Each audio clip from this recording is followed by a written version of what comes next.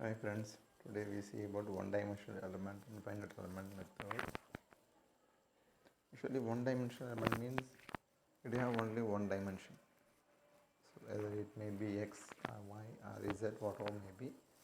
But we consider x one-dimensional means preferably we choose x only. If two-dimensional means we choose both x and y. So we can see. So what is one-dimensional element? Bar and beam elements are considered as one-dimensional elements. These elements are often used to model truss and frame structures. Bar is a member which resists mainly axial loads. A beam can resist axial, lateral and twisting loads. A truss is an assemblage of bars with pin joints, and a frame is an assemblage of beam elements. So truss, it's a combination of bars, where frame is a combination of beam elements. So this is a diagram. It specifies the node. So in between the node we consider as an element. So if you take it as any element, there should be have two nodes. So any kind of material it have two nodes. So that is we call element. Here we can specify five set of elements. So nodes may be 6 nodes shown in figure. A one-dimensional structure is divided into several elements and each element has two nodes. It's specified earlier. Next one is shape function. Shape function n1, we specified shape function in terms of n. So here we use three terms. So n1, n2, n3 are usually denoted as shape functions. As one-dimensional problem, the displacement u is equal to summation of ni ui, that is equal to n1 u1. n1 is a shape function, u is the displacement. For two noded bar elements, the displacement at any point within the element is given by, so u is equal to summation of ni ua is equal to, here two noded element. So far we can take it as two displacements. So n1 u1 plus n2 u2. For three noded triangular element, the displacement at any point within the element is given by u is equal to n1 u1 plus n2 u2 plus n3 u3. V is equal to n1 v1 plus n2 v2 plus n3 v3. Shape function need to satisfy the following things. First derivative should be finite within an element. The first derivative of the element should be finite, that is limited, or it should be countable. So displacement should be continuous across the element boundary. So these are the things should be necessary when satisfy the shape functions. Then property of stiffness matrix. It is a symmetric matrix. The sum of elements in any column must be equal to 0. Sum of values in any kind of column should be equal to 0. Displacement should be continuous across the element boundary. Displacements should be continuous across the element boundary. Then it is an unstable element. So the determinant is equal to 0. This is the property of stiffness matrix. Then what are the assumptions to be considered in one-dimensional element means?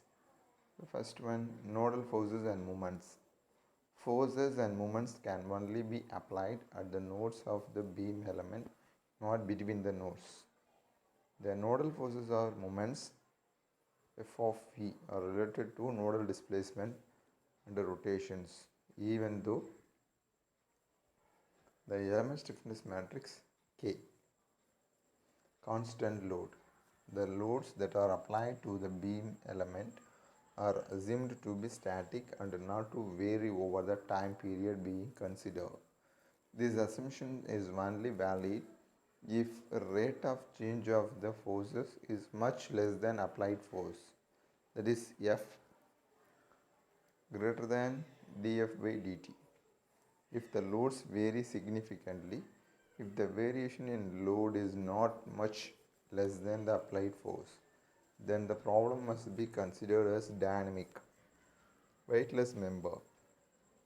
The weight of the beam is neglected if it is much less than the total resultant force F acting on the beam. If the weight of the beam is not neglected, then its effects must be represented as vertical forces acting at the nodes by dividing up the weight and lumping it at the nodes proportionally according to its placement along the beam. Next one, prismatic member. The beam element is assumed to have a constant cross section, which means that the cross sectional area and the moment of inertia will be both constant. That is, the beam element is a prismatic member. If the beam is stepped, then it must be divided up to sections of constant cross sections. In order to obtain an exact solution, if a beam is tapered, then the beam can be cross section in order to approximate it by using many small beam elements, each having same cross section. As the middle of the tapered length it is approximating, the more sections that are used to approximate a tapered beam, the more accurate the solution will be. The moment of inertia is a geometric property of a beam element which describes the beam's resistance to bending and is assumed to be constant through the length of the element. The moment of inertia can be different along different axes. If the beam element is not symmetric, we use the moment of inertia of the axis about which the bending of the beam occurs, where Iz refers the moment of inertia resisting bending about the z axis and Iz about the y axis, Iy. Beam element is a slender member. A beam is assumed to be slender member when its length is more than 5 times as long as either its cross-sectional dimensions, resulting in d by L is less than is 2. A beam must be slender in order for the beam equations to apply that were used to derive FEM equations. So this is the beam. The beam bends without twisting. It is assumed that the cross section of the beam is symmetric about the plane of bending, xy plane in the case, and will undergo symmetric bending where no twisting of the beam occurs during the bending process. If the beam is not symmetric about this plane, then the beam will twist during the bending and the situation will also no longer be one-dimensional and must be approached as an unsymmetric bending problems where the beam twists while bending in order to obtain a correct solution. Cross section remains plane.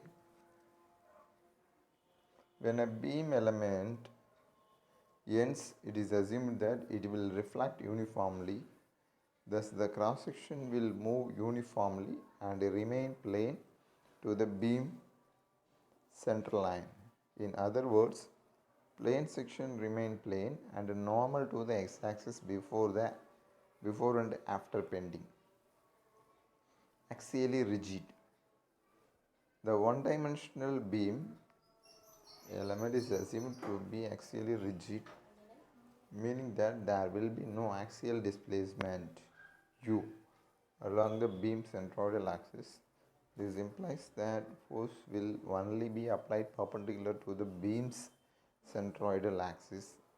The one-dimensional beam element can be used only when the degrees of freedom are limited to vertical displacements